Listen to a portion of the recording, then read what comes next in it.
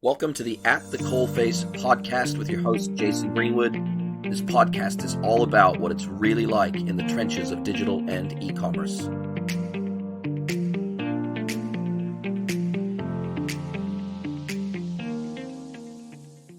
Hello, everybody, and welcome to another episode of The Pod. It's my pleasure to welcome Cam Richardson from PaySQUAD to the episode today. Welcome, Cam.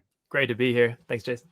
Mate, it's awesome to have you. And what's cool about this is I think, I could be wrong, but just thinking back across my 102 podcast episodes now, I think you are the very first Kiwi tech player that I've ever had on the podcast. So you've got the dubious distinction of being the first Kiwi on the pod, I'm pretty sure. Wow, there we go. Hey, it was worth the move. It's awesome. It's really good. It's really good to have you here. And just to give everybody a little bit of an intro, we met over LinkedIn, and you've had a really eclectic background. Just looking across your background of entrepreneurship and some of the things you've done in your short career, your short but sweet career so far. You've been in sales and marketing. You've been in tourism. You've been in tech. You've been in entrepreneurship, and now for nearly 2 years now, you're the founder and CEO of PaySQUAD, which is trying to join up with my sister, and we want to buy something really cool on a website for our mother for Mother's Day or for her birthday. You're effectively your payment system. You're a fintech platform, and your system would allow that. We would be able to jointly pay for that product on an e-commerce website. Yeah, that's exactly right. And really, one of the things that we realize is that process right now happens really mostly in the shadows. So right now, if you were to do that, you would say, hey, sister, here's my bank account number. Can you please transfer me some money? I'll then go make the purchase. And it exists in the shadows, as I said.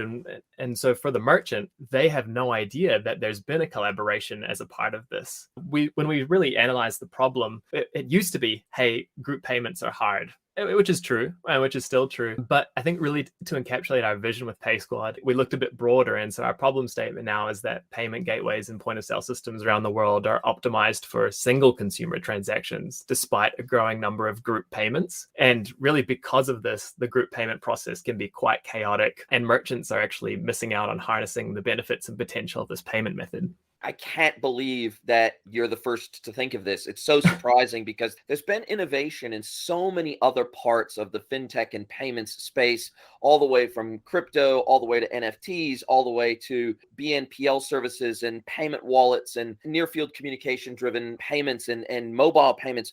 We've got so much innovation happening in the space, and yet no one has ever come up with this before, at least that I'm aware of. I've never come across anything like what you guys are doing right now. Are you guys, as far as you're aware, you're the first to ever come up with this?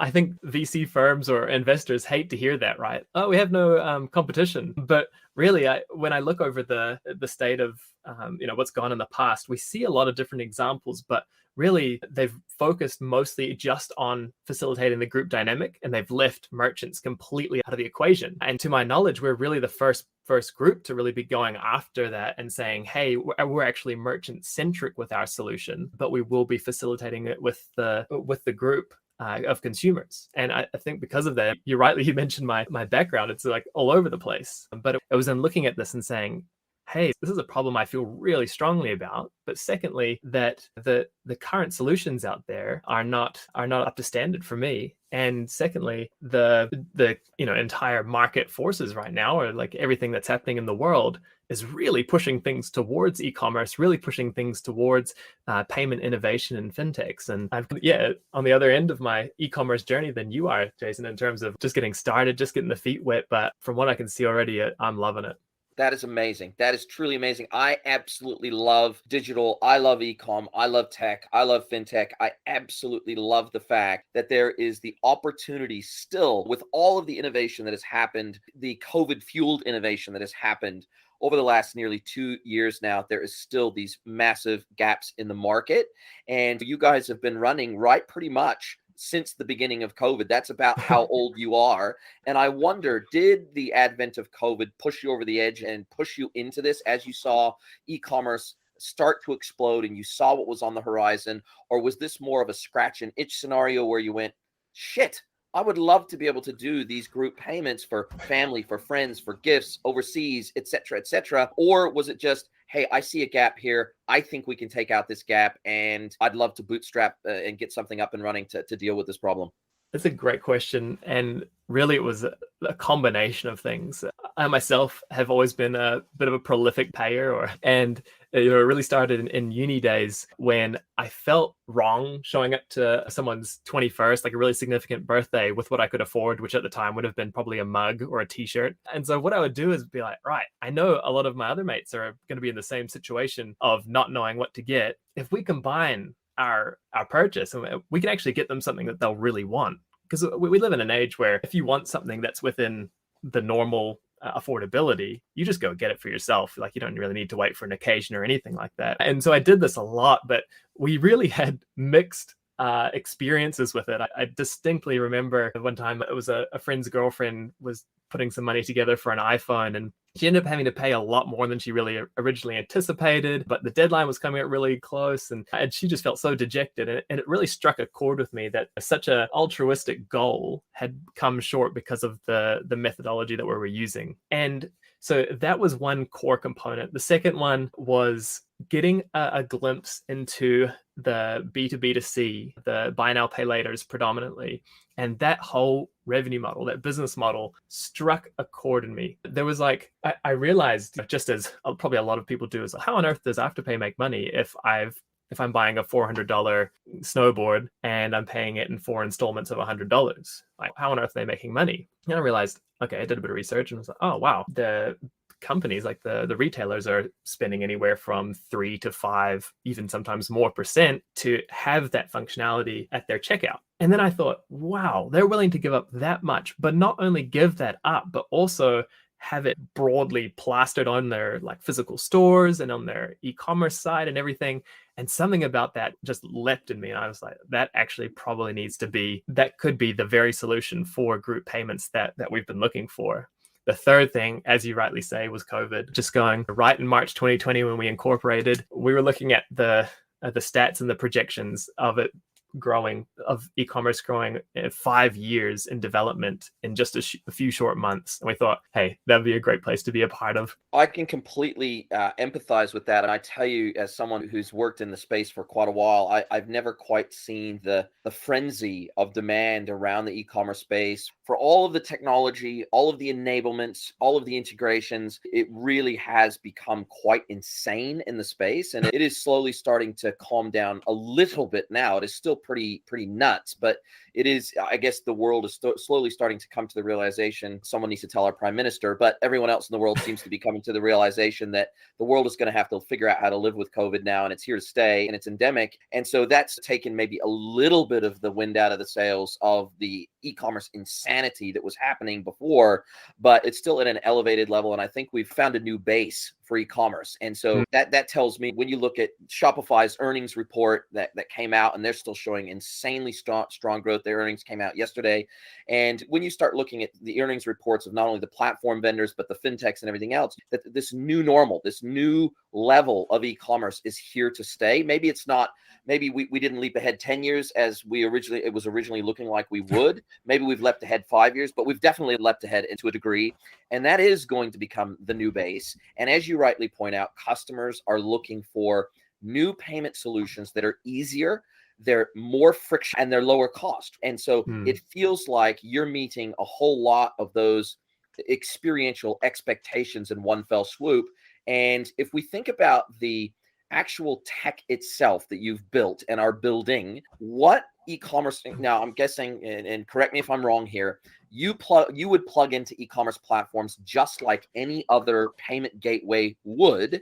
And so you would plug into an e-commerce platform exactly like an Afterpay or a Zip or anything else, except for, I guess the one question that leaps to mind for me is, are you like a BNPL service in that you pay the merchant the whole amount up front and then you chase the squad for the payments and then effectively charge interest if they don't pay or whatever the case may be? Or do you effectively create a draft order at that point in those e-commerce platforms, and then once all the payments are collected by you, then you trigger off the finalization of the actual order? Great question. I think we're starting with the latter option that you were saying, and moving towards that first one as well. Within the group payment dynamic, one of the things that is so exciting about it is the chaos of it, is of seeing of how you can actually optimize for it and actually capitalize on some of the things within it. So initially, what we've been talking about when validating with large merchants, we've been talking about the possibility of saying, hey, your normal time of being in cart is, let's say, 6 hours. What happens if we stretch that out to 3 days or to 5 days? How does, and in products where there's not much scarcity involved, what would that mean to you? And we've been getting different responses of that. But what it allows us to do is actually have a non-refundable part of the group payment that goes through, so that in effect, merchants using our platform can actually earn money for putting those items to the side, even if the group payment doesn't go through 100%. Now, of course, what we're going to be doing is pushing that group payment to go to obviously deliver the full value to our merchant partners and also to give the group the great experience. But that's just an example of how it could be moved. Now, for like items of scarcity, and in the future, we're looking really at things like event and concert tickets, buying those together, tourism group spending, some of these sort of things where there's scarcity really inbuilt into the model. That's when we're going to have to go to the guarantee it upfront, pay the merchant upfront, and then have effectively what we call the organizer underwrite the entire group purchase. And then we basically help them get their squad to contribute towards it. Does that make sense? Makes complete sense. I really love that. Was a really elegant way that you described that. Now, what e-commerce platforms, as of right now, as of the 29th of October 2021, which e-commerce platforms do you have an out-of-the-box integration with? We're quite early on, but right now we've got a couple that we're developing for a couple of retailers that are representing about 300 million in GMV who are on bespoke platforms. Now, this has been really part of our desire to really have a solid merchant partner that we can compare things with, that we can talk to about some of these little pain points and some of the things. And that's really who we're developing our APIs for. Following that, we really are going to be going 100% into lining up plugins and just going for it, starting with the likes of Shopify and Magento are two of the ones there, as well as BigCommerce as well, eventually down the line. Sounds amazing. Now, I guess for me, when I start thinking about the ease of building this into something like a Magento or a PrestaShop or pretty much any self-hosted e-commerce solution, that becomes a much more viable approach, simply because your gateway can modify when it's installed, when the app effectively is installed, or in the Magento world, the extension is installed, then it can modify the core code and it can modify those timings for things like in cart. It can create things like draft orders. It can do all sorts of things that you simply do not have access to in a SaaS world. And so for me, I'm wondering if, for example, the Magento integration might have both models available, whereby the merchant decides whether they get paid up front, and therefore they maybe take a little bit more of an expensive gateway hit, a percentage hit on that, versus waiting around for all the payments to be made before the order is finalized. And maybe on Magento, you're able to offer both of those options. Whereas I'm thinking, and correct me if I'm wrong here, it feels very much like on the SaaS platforms, you're going to have to go the first route, which is we're going to have to pay you upfront. We're going to have to finalize that order, and then we're going to have to effectively underwrite or get the initial buyer to underwrite that purchase, because you just don't have that level of control when you're looking at if you're looking at the Shopify payments API, or if you're looking at the BigCommerce checkout and payments API, you're just so locked down. It's a PCI compliant checkout that you just don't have virtually any control over in terms of the way the back end operates. That's exactly right. And further down the line, we see part of the thing, and this is already happening a lot in the buy now, pay laters, we do see there being the chance to do a full integration with the likes of Stripe, have a partnership set up there, which allows it to be implemented really quick. I know Stripe and Klarna just did a deal for that sort of thing. And if we're really to just cast out the net on that one, that would be where we're working towards. But you're absolutely right. There's just some platforms right now that are too locked down. And so what it would be is just creating for merchants for this sort of service, and then basically explaining exactly how it's going to be advantageous. And then I guess you could have you're going to have effectively two fee structures. There's going to be multiple inputs to how a merchant pays you at that point, because on a platform where they might have the option as a merchant to say, hey, I want to wait until all the payments are received before we trigger off the order completion, and the other one, I want to be paid straight out by PaySQUAD, then maybe they pay more, for example, when they get paid out straight away as a percentage gateway fee with you guys, as a percentage of the total cart value. And maybe with the secondary one, they pay a slightly reduced fee because your risk is lower, therefore their risk is lower, therefore the cost or the risk assessment for you guys is lower, and therefore you don't have to have a bigger buffer in there to cover your backside if you can't ultimately collect off the person who is the underwriting that purchase. That's exactly right. And I think it really gets into that whole fee structure question. And one of the things we're really excited about is not being as much of a burden on merchants, because when we're not extending lines of credit, we can definitely have a much better per transaction and per payment. But equally, when there is the sort of underwriting, and there's a few really interesting things we're looking at into that right now, which don't involve credit, in ways that we can ensure that in the event that there's an organizer who's purchase this whole thing and is hoping that he has 10 friends that come on and none of them do, that they'll still be able to get that item or not lose out entirely. And we're pretty excited about that. One of the finance companies, the open finance companies here that we're working with is Akahu, to develop on their platform to also allow for like really efficient bank account transfers. So right now, most people in New Zealand, when they make a bank like account to account transaction, it is through the likes of Poly or account to account, that sort of thing. And it is quite a cumbersome experience. Whereas with Akahu, you basically have it right built in and allows those sort of contributions to be made lightning without having to go through and enter heaps of details every time. And that would be part of the PaySQUAD account as well. Great. Now, when we think of the customer experience side of things, obviously this, I've seen the sort of screenshots and the mock-ups on your website, looks real nice. It's effectively a mobile app type of environment, but obviously there's two components to this. There's the point of sale or UX and UI, which obviously has to be built into that checkout, that seamless checkout workflow on an e-commerce website. And I'm sure you've looked at the Afterpays of the world and the other payment gateways to say, hey, how can we effectively tweak these standard checkout workflows and payment workflows to take into account all the information, the extra fields we need to gather? For example, I'm guessing that when you set up your PaySQUAD, you've got to, when you're nominating the people that are going to contribute, you've got to give things like a cell phone number and an email address so that you can SMS them and so that you can email them that they've been pulled into this transaction. And I'm guessing that on the squad side, so not the person who's actually doing the checkout, but if I've been added to a PaySQUAD, then I'm guessing that I might get like an SMS and or an email that has a hyperlink in it that either I can go directly to your web platform via a browser and pay my share, or I'm guessing that I could also download your mobile app, and therefore I can see all of the PaySQUADs that I've initiated and all the PaySQUADs that I'm a part of, and I can make payments directly through the mobile app. I'm guessing, but again, that's my assumption based on how some of these other apps work. Is that what you have envisaged for your platform?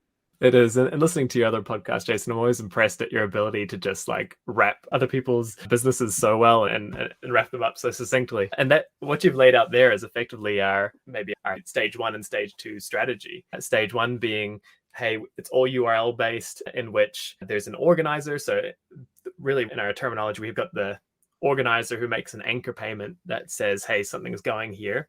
From there, they then share it just purely by link to a number of contributors. And there's no reason for them to say, hey, there's going to be 10. They don't have to tell us anything like that. It's basically open season. And when you think about through your phone, just the native share functions that are built into the operating systems, that's what's going to be leveraged. They can share that hyperlink through Snapchat, through Instagram, through Facebook Messenger, whatever their group naturally already is on.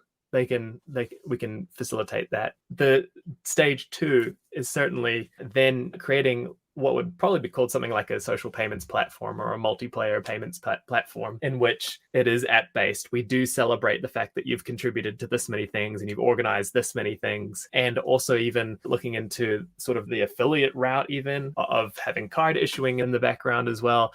There's so many directions. Loyalty. Sorry to interrupt, but I'm thinking you just immediately triggered this off in my head. You can also have loyalty associated with that.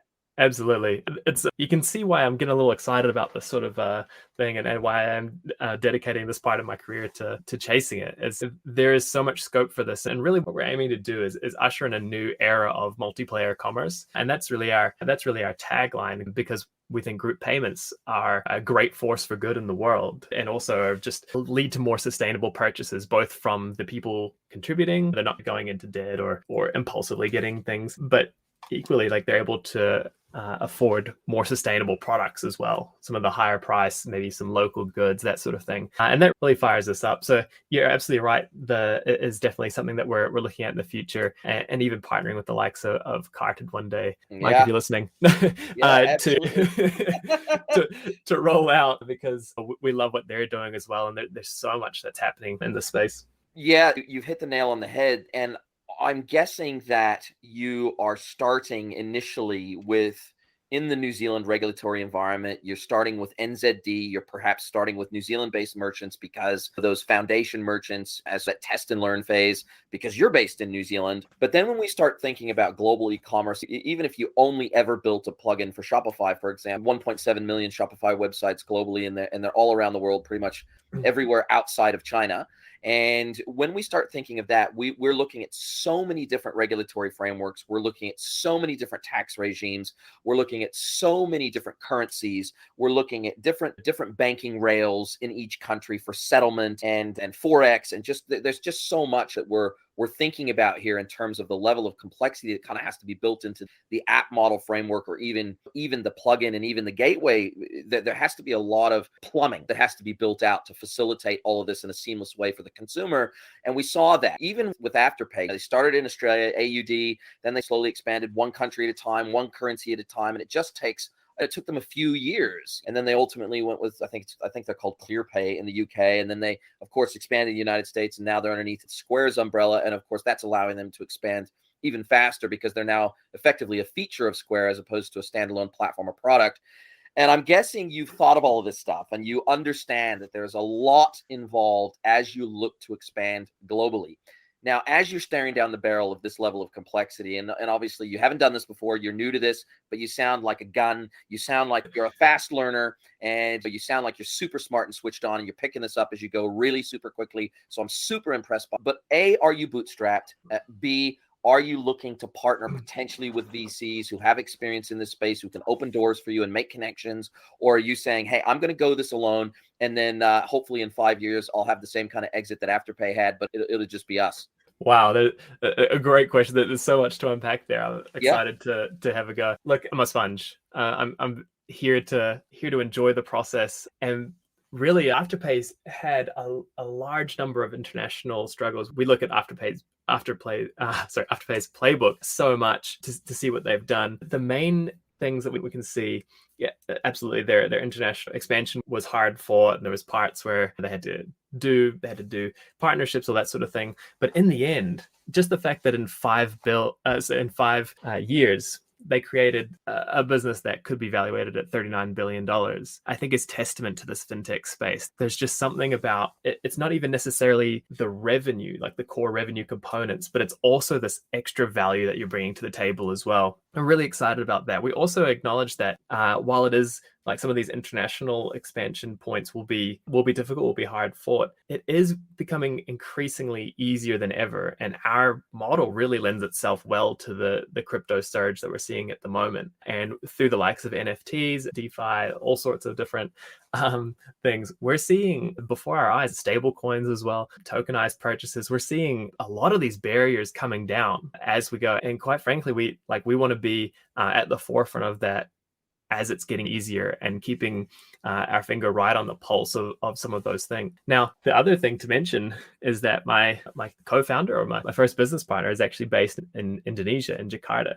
He's a good friend that I met during my uni days in Christchurch. He's over there working at Tokopedia, which is one of the largest online travel agents in the world, soon going for their IPO, a unicorn, somewhere in the 2 billion plus valuation. And in Indonesia, group payments are very much a part of the social fabric. And so we said, hey, at the very least, if we just treat ANZ as this testing ground, and then we eye up Southeast Asia, then that would be a great sort of plan, even just for those first 2 or 3 years. So all that to say, I think we're in an exciting time where a lot of the difficulties in handling payments at scale are coming down. And because we're not explicitly extending lines of credit, I believe it's going to get easier as well. And really, if you're aligned with one of the big payment platforms, Stripe, Adyen, or card issuing, Visa, that sort of thing, then a lot of those international expansion points are going to be easier. Now, on the VC front,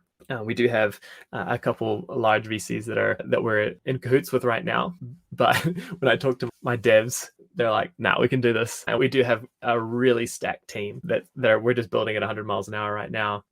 But we do have an interest from several VC funds, both here and in Australia, that we will probably in a seed or Series A round will lean on heavily to help with some of that international expansion. Exciting, man. Sounds like you've really done your homework, and it sounds like maybe you listen to This Week in Startups with Jason Calacanis, and you're following his some of his playbooks, and you've obviously followed Nick and the boys over at Afterpay, and you've been really smart. It feels beyond smart, and you look super young. You look 12. I wish I was as young as you. This weekend is my 47th birthday. By no means a spring chicken, and to go back and if I could flick a switch and be I'm guessing you're in your mid-20s. Yeah, 28. Thanks for saying I look 12. Okay. So hey, that's a massive compliment. At the end of the day, you to have gotten to where you are this fast and this early, and to have found this passion that you can sink your teeth into, and you're going absolutely, to use a Kiwi phrase, hammer and tongs at, and to use another Kiwi phrase, you're going after that market that maybe is a little bit skint in that they can, like you said, if you're a uni student, for example, but you want to get your friend a nice gift for their birthday, or you want to get a nice gift for a family member or something like that. But when you pool those resources together across you and a group of your friends or family, then all of a sudden you can buy something that's a little bit higher quality, maybe a little bit more expensive. Again, as you say, more sustainable. You're not buying something that's just a throwaway that they use it a couple of times and then it hits the rubbish bin and goes to landfill. But feels like you've not only picked up on this kind of social commerce aspect of things, but also the eco-consciousness that everybody is starting to bring to the table as consumers. This idea of conscious consumption feels like it's very much a part of your core DNA as a business. And look, man, I'm super impressed. You're down in Invercargill, you're down in the bottom end of New Zealand where you're probably freezing your tail off still. And to have built this and be halfway through the first, at least phase one of getting this thing to market from little old New Zealand, man, you're punching well above your weight. Congratulations. Thanks so much, Jason. Yeah, it does mean a lot. And we stay humble, and that's part of being from Invercargill as well, is that you always have the underdog status. I joke when I'm meeting with investors for the first time. They say, "Where are you from?" I say, "From the innovation hub of New Zealand, Invercargill." And they usually get a good hearty laugh. But I think it goes to show even the Stripe guys, right? They came from a town in Ireland and took over the world effectively. And we look to things like that. And it's just it's an exciting thing. The sustainability piece is massive for us. We can definitely see a big push when we are heading out to consumers, save the world, buy together.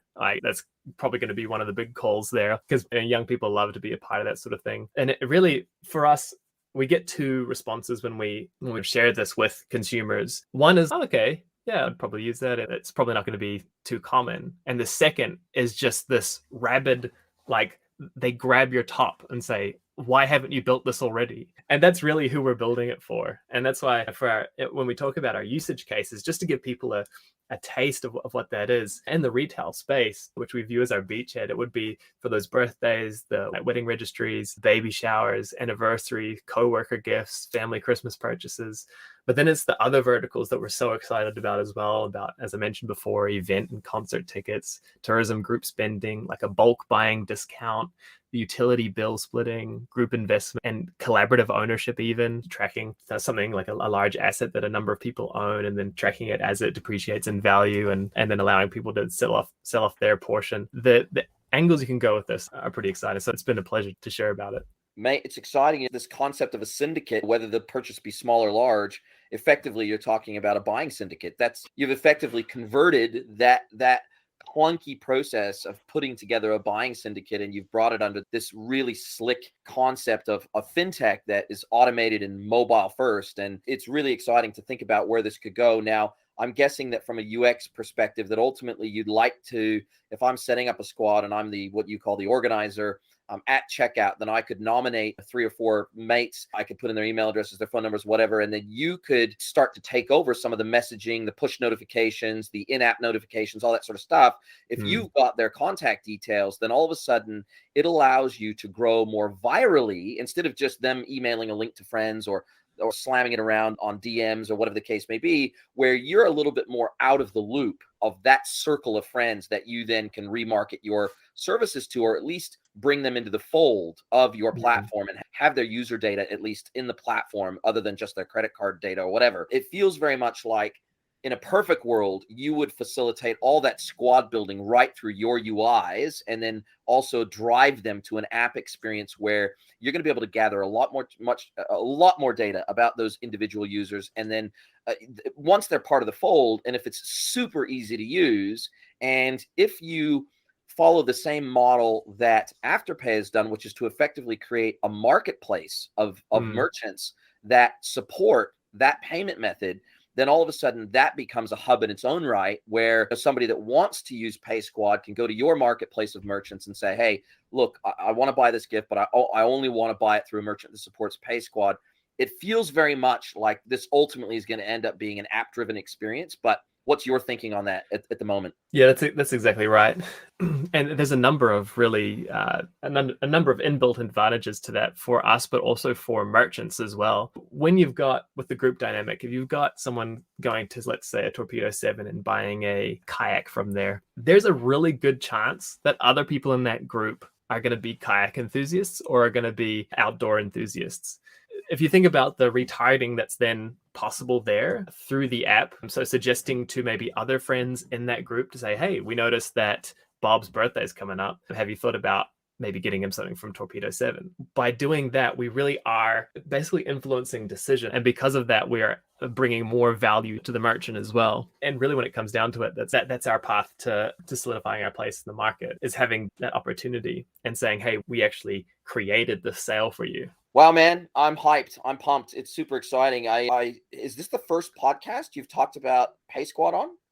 It actually is. Thanks. You heard it here first, folks. I feel super lucky and privileged because I can see this going gangbusters. And I'm going to refer back to this podcast as one of the seminal podcasts, hopefully, in your history as a company, because I want to just throw the gauntlet down and say, I think this thing has massive legs. I think this is an incredible opportunity. I think you're going about it super smartly. The humility and the positive intent behind this is a big draw card for me personally, because I like to think that I operate at that level as well. And I like people that operate in the market with good intent. I like people that are out there trying to do good things. I want to support those kind of people. And I'm hoping that this gets your name out there in fresh new ways that maybe just operating from Invercargill might be a little bit tough to do. I'm super proud to have you on as your first podcast where you've talked about PaySQUAD.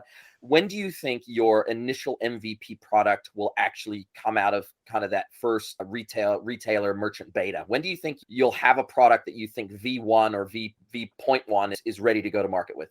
I think Q1 next year, you'll be able to see PaySQUAD popping up in a couple different stores that you may know. And from there, we'll be just kicking the flywheel off. There's really a business model, I guess, that's more viral than one that invites friends to the occasion, friends, family, colleagues, and also is seen with a network effect on people's favorite e-commerce sites. We're excited to see where it goes. Bloody legend, Cam. Lovely to speak with you today. It's been an absolute joy and a pleasure. I wish you absolutely all the best. And I'm hoping that should you need connections with people in the industry, you run across some roadblocks or whatever, I would love it if you'd reach out to me. And I would like to do everything in my power to help you get the word out about your platform and to hopefully open a few doors for you with my network of amazing contacts in the e-com space. Sounds brilliant. Thank you so much for taking the time, Jason. Legend. No worries. Let's get you back on in another 12 months and or maybe even another 6 months. And let's see how far you've taken PaySQUAD by that time. I really look forward to that. Sounds good. Lock it in. Thanks for listening to the At the Coalface podcast. If you want more At the Coalface, you can subscribe to our premium e-commerce and digital newsletter, At the Coalface Digest.